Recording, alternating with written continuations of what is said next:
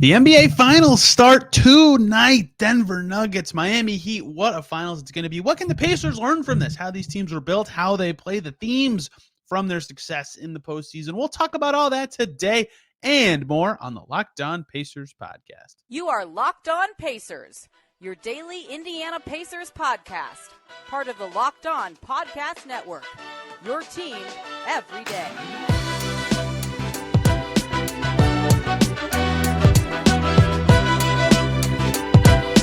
Welcome in to another edition of the Locked On Pacers podcast, where we, of course, talk about the Indiana Pacers. As always, my name's Tony East. I cover the team for Forbes and SI, and today we're talking about the NBA Finals. It begins tonight. It's the Denver Nuggets. It's the Miami Heat. It's gonna kick butt. I cannot wait. The two best players in the postseason, for my money, facing off against each other, and it's going to be a blast. And it all starts tonight. What can the Pacers learn from this? How these teams were built? What's key about their construction? What's key about the way that they play? Tyrese Halliburton, I asked him about the playoffs a little bit at the draft combine. We'll talk about his comments as well. There's just a lot to get to as it relates to this finals, and selfishly thrilled that a Hoosier is getting a championship. Thomas Bryant's on the Nuggets. Oladipo and Zeller are on the Heat. I could not be happier to see that selfishly, but we'll see how it ultimately goes. I picked the Nuggets in 6. I've also done a terrible job predicting series in this postseason.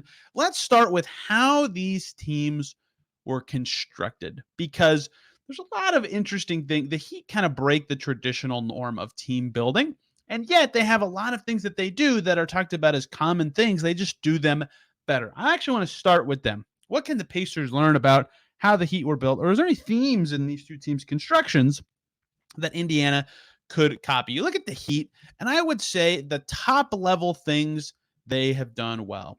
One is very opportunistic sign-in trades, and this sort of relates to being an appealing team to play for. Being in Miami certainly helped. Jimmy Butler wanting to go there from Philly certainly helped, although Philly kind of botched that.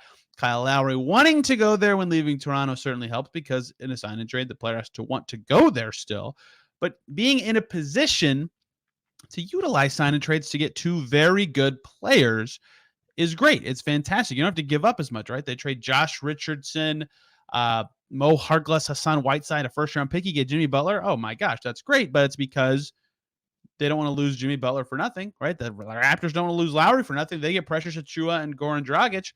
The Heat did a great job being opportunistic and, of course, being attractive enough to those players to actually get them. They were ascending when they got Jimmy. They were, of course, looking good when they got Kyle Lowry, right? It makes sense how it all happened. It's just important that they utilized those resources of sign and trades to make this happen. And that's sort of a theme for me with the Heat in general, is how good they are at utilizing their own resources to build their team, whether that's undrafted players, whether that's all their picks. I mean, you look at their draft history since 2015.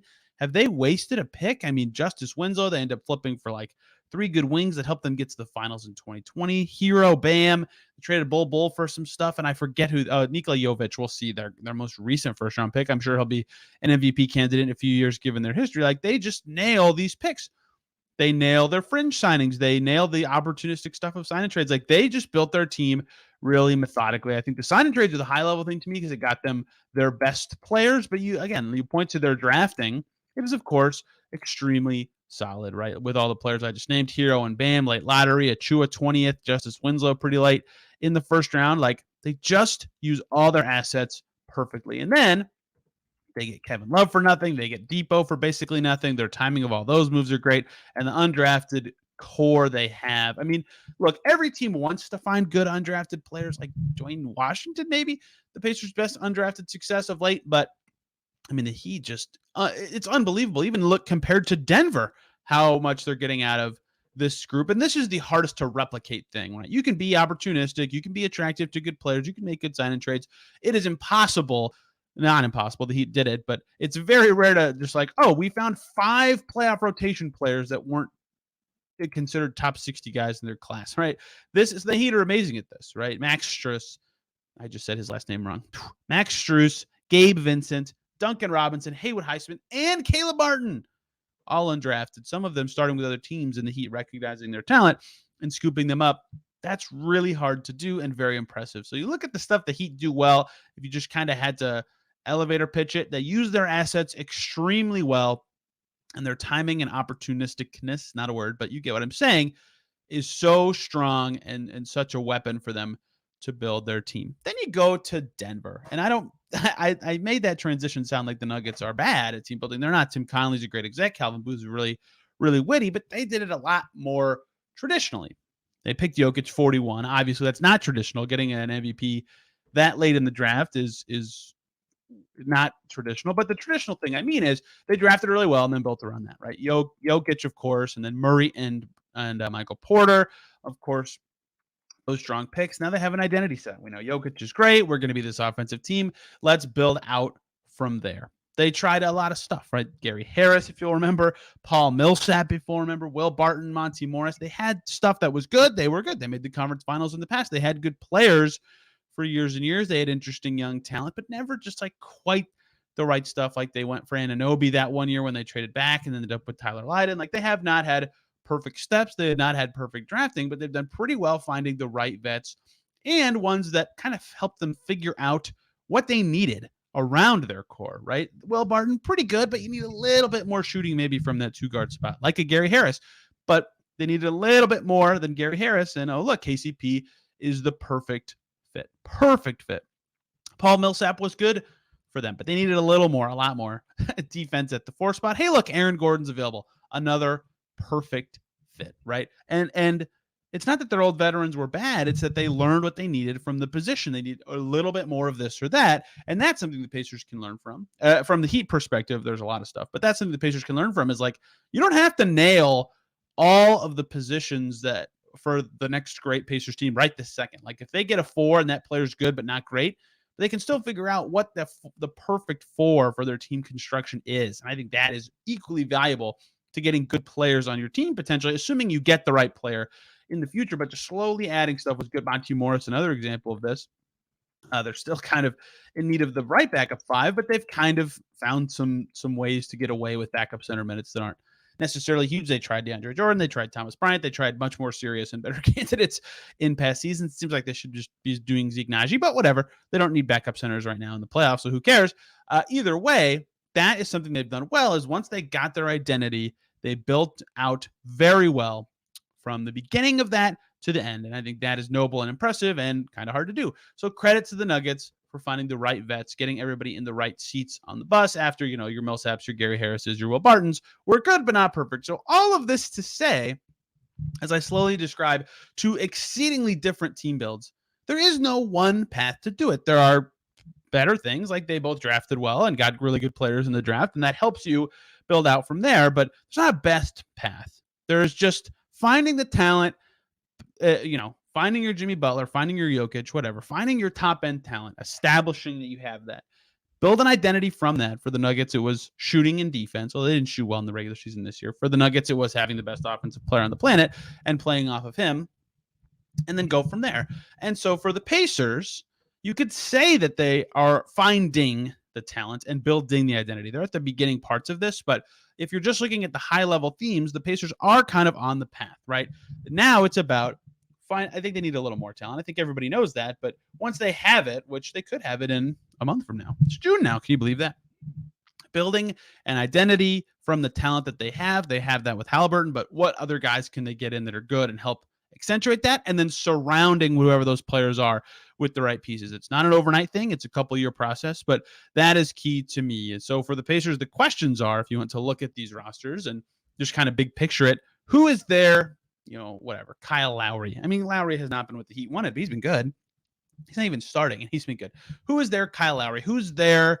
Michael Porter Jr., right? Who is that guy going to be for them? That extra helpful piece. And maybe it's who's their Bam or who's their Murray, and they're a little farther away. That's fine if you want to think that way too. And maybe you don't think Mathurin's going to be that guy, or maybe you don't think they have anyone even close to ready for that role, or Turner's not there. And I would be receptive to hearing that. It's just, who are those names for the Pacers? That is what they need to figure out so they can add the talent, build their identity, and then find the right pieces all around it. Hope that all makes sense. And there's some themes from these two teams that I want to dive into in terms of their roster, their build, all sorts of interesting things to me about it that are potentially relevant to the Pacers as they build their team going forward. Before we do that, though, got to talk to you guys about FanDuel. Make a fast break to FanDuel during the NBA playoffs because right now, new customers get a no-sweat first bet up to $2,500. That's $2,500 back in bonus bets if your first bet doesn't win. They have great promotions every day over at FanDuel. Their app is safe and secure. You can get paid your money instantly. There's no better place to bet all the NBA Finals action than America's #1 sportsbook. Visit FanDuel.com/lockedon. Get a no-sweat first bet up to $2,500. That's FanDuel.com/lockedon. FanDuel, official sports betting partner of the NBA. Thank you, as always, for making Locked On Pacers your first listen today and every single day. For your second listen, I'll suggest the final teams in the second segment. For now, head over to Locked On Pistons with Kuka Hill. One, because Koo's wife just had to have surgery and a procedure, and wishing the best for Koo. He kills it covering that Pistons team. I want him to have all the support he possibly can via listeners and donations to a GoFundMe you can find on his Twitter feed. But two, the Pistons hired a coach, Monty Williams. Monty Williams, 6-year with 2 team option years, it sounds like from the reporting, to go to Detroit. Wow, they really offered him something there. Cool. We'll have the latest on Monty Williams in Detroit. Home run hire for the Pistons. Home run to me as a division opponent for the Pacers. They do not want to see that. Finals talk for the Pacers. We just talked about how the Heat and Nuggets were built. What do they have similarly on their teams that has caught my eye this playoffs that I think the Pacers need to be jotting down in a notebook somewhere, stashing it away, remembering, hey, these two finals teams didn't necessarily have this, or they had a lot of this. And you can even apply this to some of the teams that did well that aren't in the finals. Your Lakers, your Celtics, your Suns, your Sixers, whatever. The first thing I would say is I keep seeing this. Look, I love Cody Zeller. He went to IU, obviously. Cody Zeller doing well. Who's the backup 5 for the Nuggets? If you're listening, do you know the answer? I watched the Nuggets. I understand. They don't really have one in the postseason, right? Like DeAndre Jordan has played 3 games, 3.5 minutes per game. Zeke Najee's played 4 games at 3 minutes per game. Thomas Bryant hasn't played. It's not a backup center. It's a 4 playing the 5. It's Bruce Brown. It's Michael Porter Jr. It's someone else. It's not a 5. It's Aaron Gordon more often than those guys. Whatever. You get what I'm saying. For the Heat, Cody Zeller, sometimes he barely played like 3 total minutes in games 6 and 7 of the Eastern Conference Finals. It's Haywood Highsmith sometimes. Sometimes also he doesn't play in games. It's Kevin Love sometimes. All this to say, backup center, exceedingly unimportant to these teams. And if they need somebody, they could just plunk a minimum guy out there. Cody Zeller, go for it. They got him mid-season. They got him at the buyout line. Timing, basically. DeAndre Jordan, minimum guy. Lakers backup 5s have been minimum guys for a while. They probably need a little bit more at the 5, honestly. Celtics break this trend a little bit because they've got Horford and Rob Williams.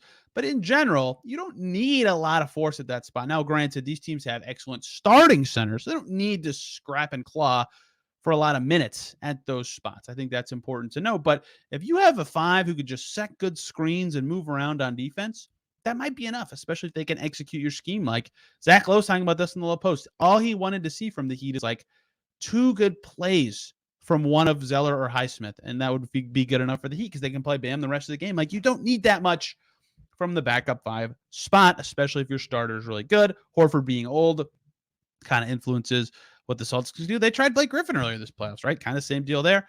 It was a big storyline. They couldn't get Grant Williams to work. These aren't all centers, but you get what I'm saying. Post-ish kind of players.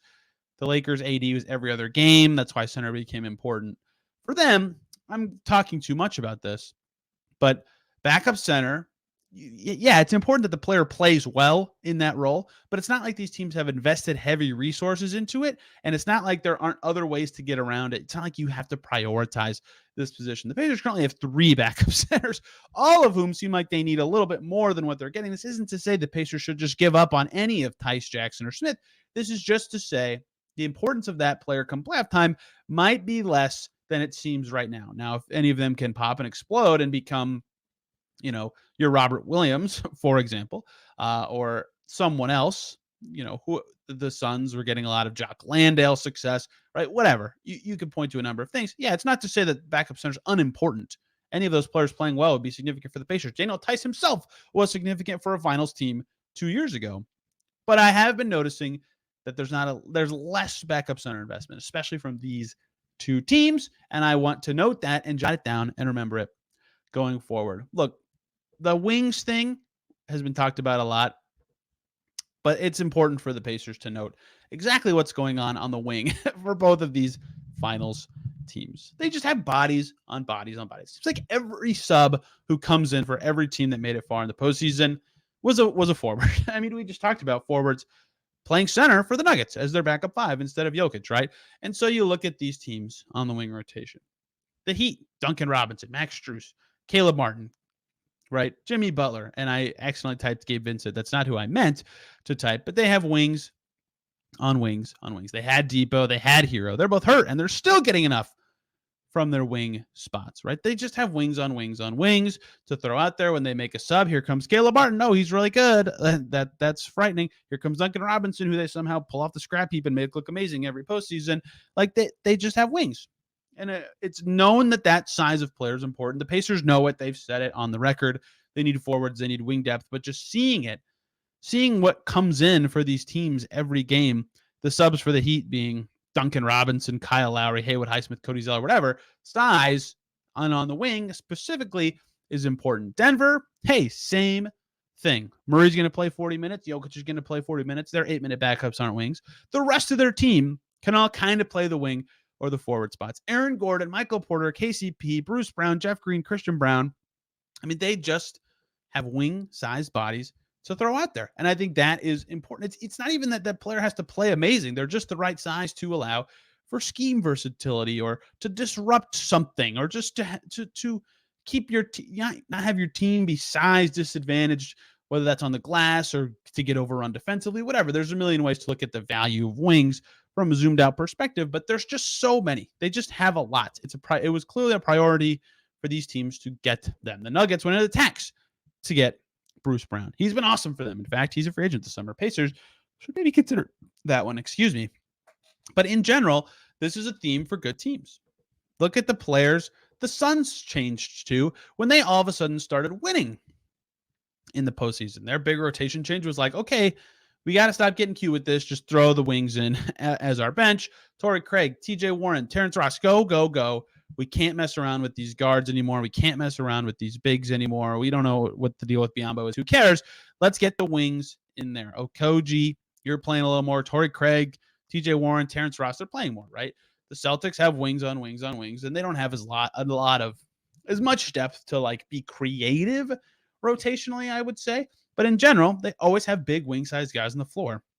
Even their point guards, Smart, White, Brogdon, whoever's taking it up, wing-sized guy, right? You could go on and on through these teams. The Lakers have a lot of wing-sized dudes and just size in general. It's important. It's been important for these teams to have success, and it's important going forward that the Pacers get more guys at this spot. This has been known forever. This is going to be the most important thing the Pacers try to figure out this month. How do they get wings? How do they get size around Tyrese Halliburton? You can look at their depth chart now and say 8 of their 11 players under contract next year are not wings, depending on what you think of Buddy Hield, right?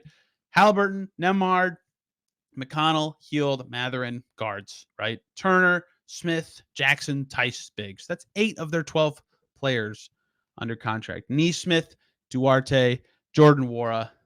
That is the size, but not the talent level, right? They need a little bit more. I actually counted wrong. That's 9 of their 12 players who are guards and bigs, with those 3 guys being your forwards. And maybe Nesmith can be starter quality, but you're really searching for a lot more there. And you're seeing what having depth and starter quality players, and a lot of them, has done for these teams that have reached the finals. It's not a secret. The Pacers need more depth at those spots. And maybe if they can trade a big to do it, which no team is trading a wing for a big right now. It's not just like a trade that exists. But if it's possible, they should try to do it, because looking at their roster imbalance, that is something they desperately need to do. We'll talk about free agency starting next week, position by position. We'll get to the wings and fours, 3rd and 4th in that series. I want to talk about how these teams play as well. What can the Pacers learn from the way the Nuggets play, the way the Heat play on the court? What is important? And what did Tyrese Halliburton say about the way playoff teams in general are playing and what the Pacers can learn from that?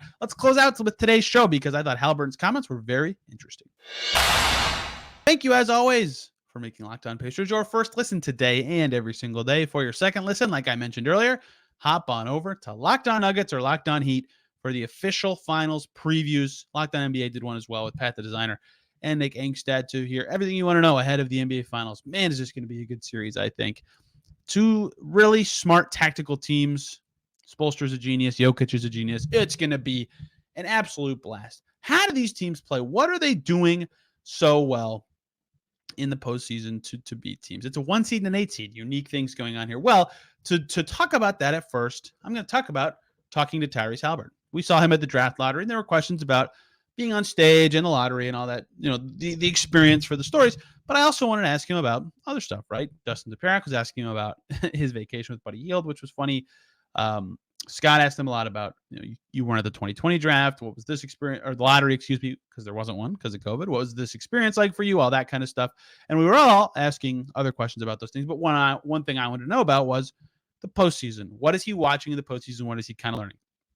So first of all, I asked about watching the postseason. He says, Tyrese Haliburton said, I watch every playoff game. I text back and forth with Carlisle, LP, Ron, Chad, KP, all series, every game it feels like, because it's somewhere I want to be. Yeah, we know the Pacers want to make the playoffs. That's not the significant part. But watching every game, texting with, that's Rick Carlisle. I used a lot of abbreviations there. Rick Carlisle, Lloyd Pierce, Ron Norred, Chad Buchanan, and Kevin Pritchard. Like, that is the trust. That is the group that has called him, into that group of potentialist decision makers for the Pacers. It's significant that he's doing that every single game. He said, we know that's the goal, that being make the playoffs. So just watching and seeing how the game differentiates from regular season. I need to be in there. I need to be in the playoffs. That's the goal, right? So one, of course, he's watching and studying. That's I would hope that's the case for every player in the NBA that wants to make the playoffs, that they're watching and studying it. But that last part was key, right? How does it differentiate from the regular season? What does that look like? And what does that mean for the Pacers? Well, he said, you just see the game become a lot more half-court oriented. Us probably being the most up-tempo team in the NBA, to be in the playoffs and succeed in the playoffs, we'll have to play more of a half-court style of basketball. But I feel like we're capable of it. Of course, every player is going to think their team is capable of it. That is not to dump on what Tyrese Haliburton said, but that is the big thing to take away here. The transition stuff the Pacers do is fantastic. It's a big part of their identity. I think if they played like that in the playoffs, it would go well. But you have to be able to play well when the game is slowed down in the playoffs, because it is more slowed down. You have more of a game plan. You have more sets you want to implement. You have more schemes thrown at you defensively that cause you to stop and think. It's just a slower paced game. And so the Pacers, whose half-court offense was not great in the regular season, how did they figure that out? They were 7th worst half-court offense, at least as of April 1st, in the NBA, right? They were fantastic in transition, one of the best in the league. Their half-court offense was not great. Denver was awesome. They had a half-court offense in the regular season. And to put a bow on this, pace in the regular season. Pacers obviously exceedingly fast. The Denver Nuggets in the regular season, pace 23rd, slow-paced, half-court, bread and butter. They've practiced this over and over and over again. The Heat, obviously, I would care less about this because they made the finals before. I know their identity works, but they were 29th in pace, right? Slower-paced teams. They know how to play in the half-court. They know what it takes. They know how they're going to score in those situations. They're composed. They've seen it. They've seen the patterns. They've played together. They're ready for it. The Pacers are going to I don't think they need to change their identity, right? Being up-tempo is not bad. But clearly they need more half-court abilities if they're going to succeed in the postseason. These deep runs by these teams that are doing well, I think, is important. And you look at the pace in general of these postseason teams, even in the playoffs, Denver, 9th in pace of the 16 teams, Miami, 10th. The Suns were 8th, the Lakers were 7th, the Celtics were 11th, right? None of these teams are playing slow. In fact, the slowest two teams in the postseason were the Cavs and the Nets, who had brutal first rounds.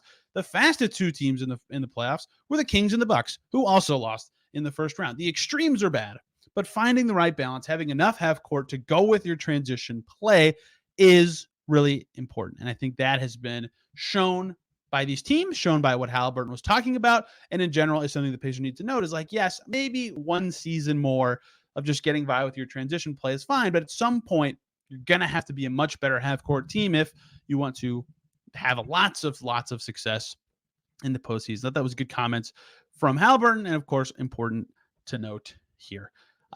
Look, this is another obvious thing. About to say a duh thing. If you think it's stupid, I'm sorry. Hey, look who's shooting well from deep in the playoffs. It's the Nuggets, and it's the Heat. I just almost said the Suns. It's the Nuggets and it's the Heat. The first place team in 3-point percentage amongst the 16 playoff teams is the Heat at 39%. The second ranked team in 3-point percentage in the postseason is the Denver Nuggets. Breaking news: making shots in basketball is important. So, of course, shooting is going to be something the Pacers need to focus on. I think they're an okay shooting team, but I think if you can just get shooters, you do it. Like, you just do it. Buddy Hield's been valuable for them for that reason. He added to them quite a bit. They were a threatening shooting team. They had a really good offense. Like, they just a little bit more would help them. I think especially with their second unit next year, adding some shooting would be pretty valuable for the Pacers. Maybe Wara ends up there and maybe he's that guy. But in general, you see the shooting these teams have, especially when Caleb Barton's making everything. But you look at the shooting from these teams in the postseason: Duncan Robinson, Caleb Martin, Depot's hitting 40%, Gabe Vincent's at 39%, Kevin Love's hitting threes, Strus is hitting threes, Jimmy Butler's hitting threes. Kyle Lowry is the lowest percentage 3-point shooter on the Heat of guys who have actually made one. He's at 35%. That's fantastic, right? Denver, similarly, a lot of guys in that 35 to 47% range. Obviously, Jokic is running a little hot, but in general, shooting has been huge for these teams. Pacers obviously have good shooters. Every team values this. Tyrese Halliburton's a wonderful shooter. Buddy Hield's a wonderful shooter. Wara shot well from three for them this past season. Turner shot decently well from through this past season. They have shooting at key positions, but more is always helpful. Making open shots, making the other team play in the half court, being able to play your game, imposing your will. Just being a good shooting team is so valuable. It changes what the defense can do. It forces adjustments. You get the picture. I'm harping too much on a simple thing. Making shots is important, but the ripple effects from it also potentially equally important here. And another thing I want to talk about, actually going back to pace, 5 of the 6 fastest teams of the 16 teams who made the playoffs, 5 of the 6 fastest in the playoffs lost in the first round, right? It's not that transition is gimmicky. That kind of sells it short. Like, transition play can be good. The Warriors are always playing really fast in the playoffs, for example. Now, obviously, they have one of the best movement shooters of all time, maybe 2 of them. But, playing really fast is just, you're kind of reliant on rebounding and turnovers and stuff that's important, but like lesser so, and is a little more reliant on like missed shooting luck or just mistakes from not your team. Like, there's a lot more to it. The slower side, obviously, not looking great as well. But of the bottom 6 teams in pace, 3 of them got out of the first round as opposed to just 1, and 1 of them made their conference finals. So, like, it's not to say slower is better than faster, but you can just look at those numbers and kind of say, oh, maybe it's a little gimmicky and that strategy doesn't work as well in the playoffs. The last thing I want to point out about the Heat and the Nuggets stylistically is a focus for them this postseason. They are low turnover rate team, offensive 4 factors. In fact, the lowest turnover rate team is the Denver Nuggets. The second lowest in the playoffs has been the Lakers. Guess what? They made the conference finals. The 4th lowest is the Suns. The 6th lowest is the Heat. The 7th lowest is the Celtics. Obviously, more possessions is good. That has been proven true by these teams. Don't turn the ball over. How did the Celtics just lose Game 7? Turnovers were a huge factor in their struggles in that game. But there's more to it than that, obviously. And these teams consistently throughout the playoffs have taken care of the ball. The worst teams in turnover rate in this postseason: Cavs, worst, out in the first round. Knicks, second worst, out in the second round. Nets, third worst, out in the first round. Bucks, 4th worst, out in the first round. Warriors, 5th worst, out in the second round. Clippers, 6th worst, out in the first round.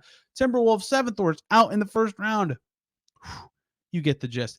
Only the Grizzlies bucked the trend. They were 5th best, and they lost in the first round. But you get the idea. And you can see from these teams, just there's a lot of like intangible stuff these squads are amazing at, right? Everybody can look and see their poise. They never get hurried. All those things. Those are important. Every team needs to learn to be poised, and that comes with experience, right? Both of these teams have made the conference finals before. The Heat have made the actual finals before. This is the Nuggets' first trip. But stylistically, they shoot it well. They know how to play in the half court. They know how to play with each other. Continuity could be a theme here. And the way they were built is just interesting and unique, and suggests what the Pacers need to do is talent, identity, fit players, and then learn to play in the half court. Find your shooting, take care of the ball. There you go. 40 seconds. Just summed up everything else I said on this podcast. Tomorrow, back on the prospect grind. It's Grady Dick Day, the shooter from Kansas. We get into a little more than just his shooting. There's more to his game than that. But spoiler alert, not my favorite player in this draft. Next week, we'll do Jarris Walker and one other prospect, TBD. And we'll start those free agency previews by position, looking at the point guard spot and the shooting guard spot with the 5th episode. We'll figure it out. But you everydayers will, of course, get to hear all these episodes and know all about that. Hope you guys enjoyed today's show. If you have any questions, you can hit me up on Twitter at Tony R. East or this podcast at Locked on Pacers. Back tomorrow, talking Grady Dick back on the NBA draft grind. Thank you guys so much for listening. We'll see you then.